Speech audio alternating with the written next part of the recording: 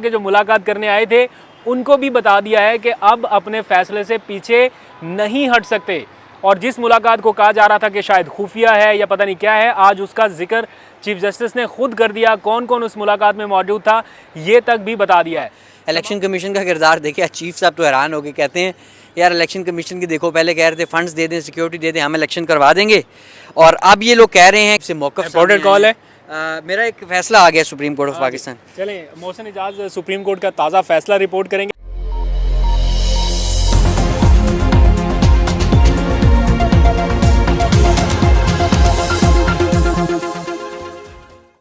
बिस्मिल्लाहिर्रहमानिर्रहीम, अस्सलाम वालेकुम। पाकिस्तान और दुनिया भर में देखने और सुनने वालों को अब्दुल कादिर का सलाम। आज का आउटडोर व्लॉग इसलिए कि एक तो मौसम बहुत शानदार है और फिर सुप्रीम कोर्ट की आज की ताज़ा समाअत और उसका अंदरूनी अहवाल क्या है वो आपके सामने रखना है। मेरे साथ कुछ देर में मोहसिन इजाज़ मौजूद होंगे, हमारे बड़े वाइब्रेंट रिपोर्टर हैं। न्यू इंडक्शन है ARY में और सुप्रीम कोर्ट की कार्रवाई को कवर करते हैं। तो मैंने उनसे दरख्वास्त की कि मेरे नाजरीन को ज़रा अंदर का हाल बताएँ, क्योंकि आप वहाँ पर मौजूद थे।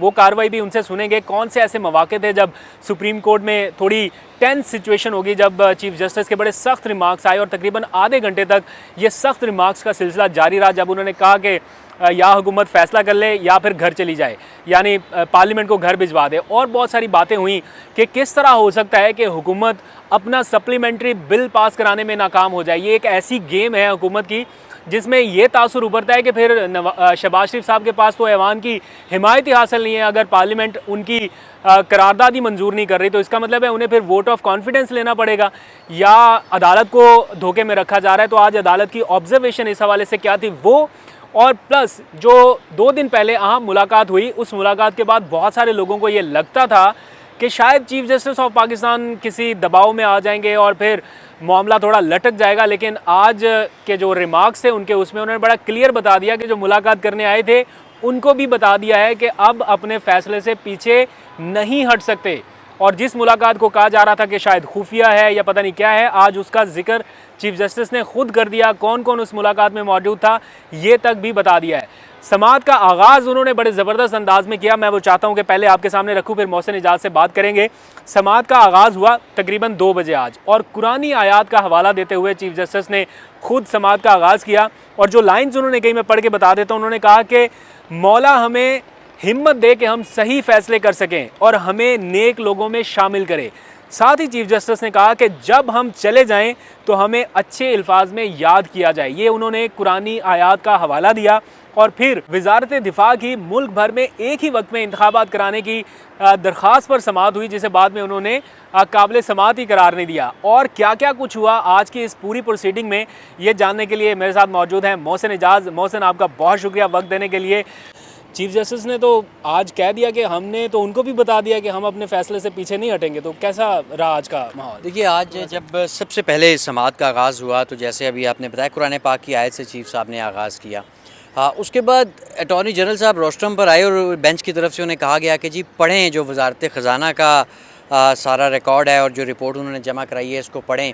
और इस पर फिर बेंच की जानिब से बड़े सख्त सवालात भी किए गए अटॉर्नी जनरल से। उन्होंने कहा कि जो मनी बिल है, मालियाती बिल, ये अगर हुकूमत को इसमें शिकस्त हो जाती है तो इसका मतलब है कि आपके पास असम्बली में अक्सरियत नहीं है, फिर तो असम्बली का जो वजूद है वही ख़तरे में पड़ जाता है। फिर बेंच की तरफ से अटॉर्नी जनरल को ये बताया गया कि इसके जो नताइज हैं वो आप जाके हुकूमत को बता दें और अदालती जो अहकामात हैं इस सिलसिले में वो उन्हें बताएं कि ये जो आपने अपनी अब एक आप मनी बिल पास नहीं करवा सके तो ये आपके लिए जो है ये बड़ा अच्छा साइन नहीं है, और आप जो इसके नताइज हैं उसके लिए अब तैयार रहें। बहरहाल क्योंकि इस वक्त कोर्ट के सामने जो सबसे अहम मसला है वो इंतखाबात करवाना है, उसके बाद वो आगे बढ़े और वजारत दिफा की पटिशन के ऊपर उन्होंने सवाल किए अटॉर्नी जनरल से कि अटॉर्नी जनरल साहब आपने वजारत दिफा की तरफ से भी एक दरख्वास्त दायर कर दी है, क्या वजारत दिफा ऐसी दरख्वास्त दायर कर सकती थी?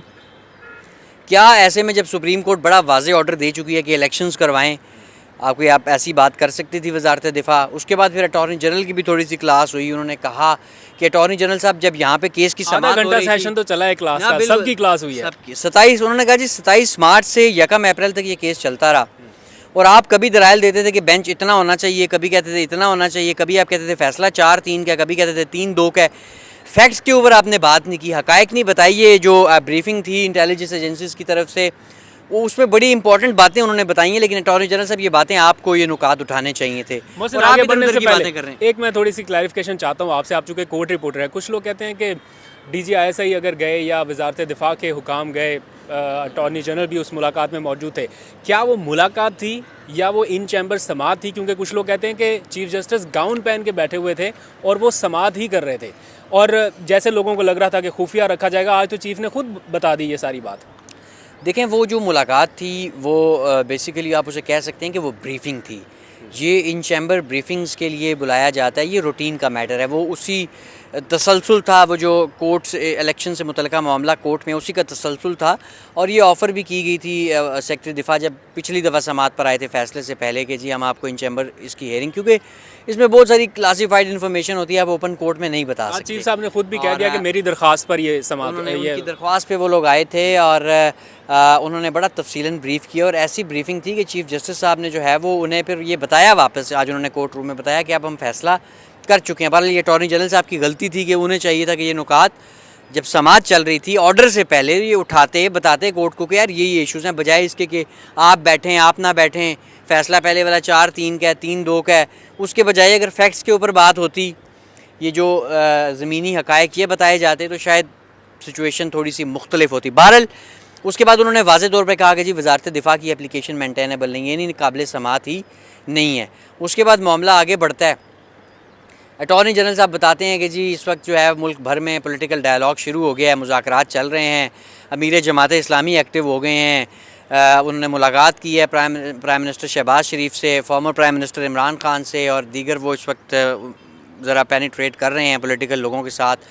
होपफुली कोई अच्छी खबर मिलेगी। इसके साथ साथ उन्होंने PDM का जो कल एक इजलास हुआ हुक्मरान जमातों का, जिसमें उन्होंने मुज़ाकरात के हवाले से बातें की हैं, वो बताया। फिर फजलुर रहमान साहब नाराज़ हैं, नून लीग राज़ी है, पीपल्स पार्टी, को इस तरह की बातें कोई सियासी होती रही। वो तो आज चीफ जस्टिस ने भी कह दिया कि आपकी बातें जो है ना वो मुनासिब नहीं है। मतलब उनको पता है कि कौन गेम कर रहा है कौन नहीं कर रहा, वरना मालियाती बिल अगर मुस्तरद हो जाए, और वो जो चीफ ने जैसे कहा कि इसके कॉन्सिक्वेंसेज आपको पता है क्या है, दैट्स मीन के ऐवान का एतमाद ही नहीं है प्राइम मिनिस्टर के ऊपर अगर वो मालियाती बिल नहीं अपना या सप्लीमेंट्री ग्रांट नहीं पास करा सकते। मालियाती बिल में या वोट ऑफ कॉन्फिडेंस या नो कॉन्फिडेंस में आप अगर आप ये जो नाअहल हो जाते हैं, अगर आप पार्टी से हट के वोट डालते हैं, इसके बड़े कॉन्सिक्वेंसेस हैं।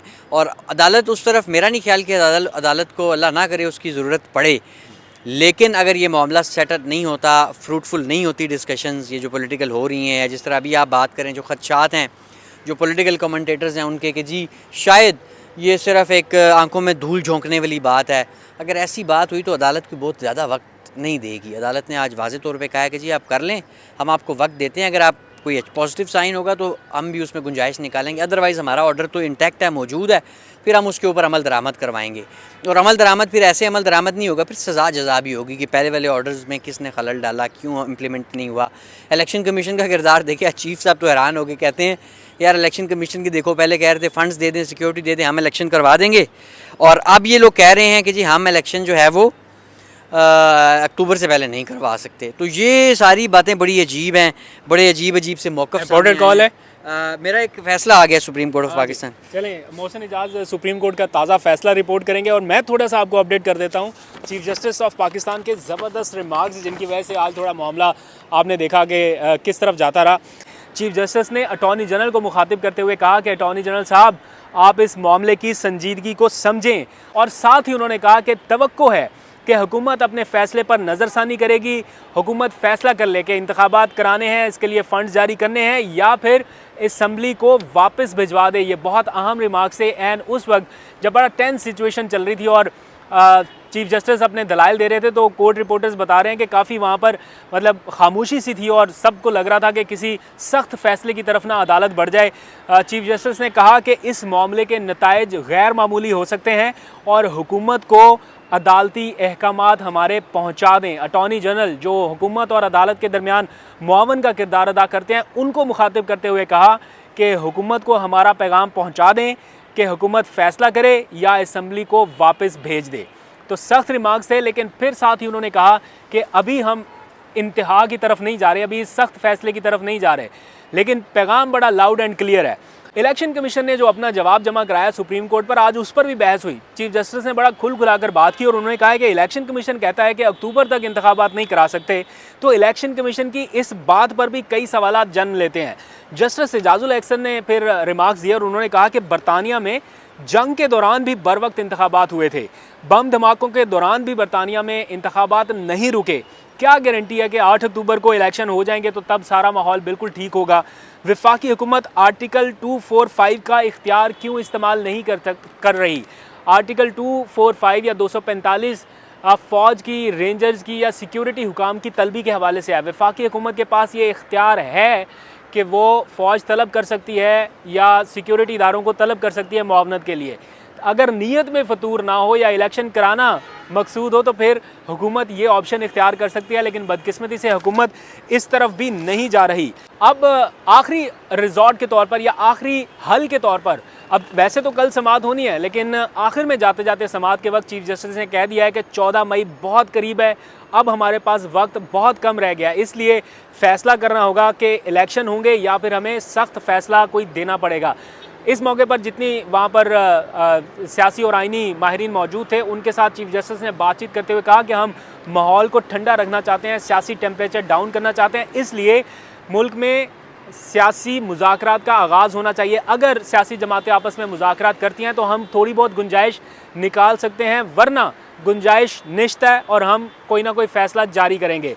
तो इस सिलसिले में वहाँ पर जो मुआवन वकला थे उन्होंने बताया कि मुज़ाकरात का आगाज़ हो रहा है और बातचीत एक तरह से शुरू हो रही है, तो आप हमें वक्त दें, सियासी जमातें डायलॉग पर आ रही हैं और कुछ ना कुछ इसका हल निकाला जाएगा। बहुत सारे लोगों की ये राय है, मैं चाहता हूँ आप भी अपना फ़ीडबैक इस बारे में ज़रूर दें कि अगर इलेक्शंस जो हैं वो अगस्त में, तो वैसी हुकूमत ने जाना है, तो अगर इलेक्शंस अगस्त में हो जाएं, यानी अगस्त के बाद 3 महीने का टाइम फ्रेम ना खींचा जाए, अभी से इलेक्शन कमीशन को ये कह दिया जाए कि आप अभी से इलेक्शन की तैयारियां शुरू कर दें और अगस्त में मुल्क भर में आम इंतखाबात कराए जाएं, और जो भी आपने निगरान हुकूमत बनानी है उसकी बजाय निगरान एडमिनिस्ट्रेटर्स वो तैनात कर दिए जाएं और वो अभी से इलेक्शन कमीशन के साथ अपनी मुआवनत या काम शुरू कर दें। जैसे ये हुकूमत अगस्त में अपनी टेन्योर ख़त्म करे, उसके फ़ौरन बाद बग़ैर किसी इंतज़ार के मुल्क भर में आम इंतखाबात हो जाएं। ये एक वाहिद रिजॉर्ट है जिसके ऊपर काम हो सकता है। अक्टूबर वाला मामला सुप्रीम कोर्ट अक्टूबर तक नहीं ले जाने देगी। अगर तो आपने मुल्क भर में आम इंतखाबात कराने हैं तो अगस्त में आप असम्बली बर्खास्त करते साथ ही उसी वक्त इलेक्शन करा दें, या फिर यह है कि आप अभी से अपना पंजाब के इंतखाबात कराने का काम शुरू करें। तो आपकी क्या राय है, क्या आपका फ़ीडबैक है, ज़रूर उससे आगाह कीजिए, मैं इंतज़ार करूँगा। आज तक के लिए इतना, अपना बहुत सा ख्याल रखिए। अल्लाह हाफ़िज़।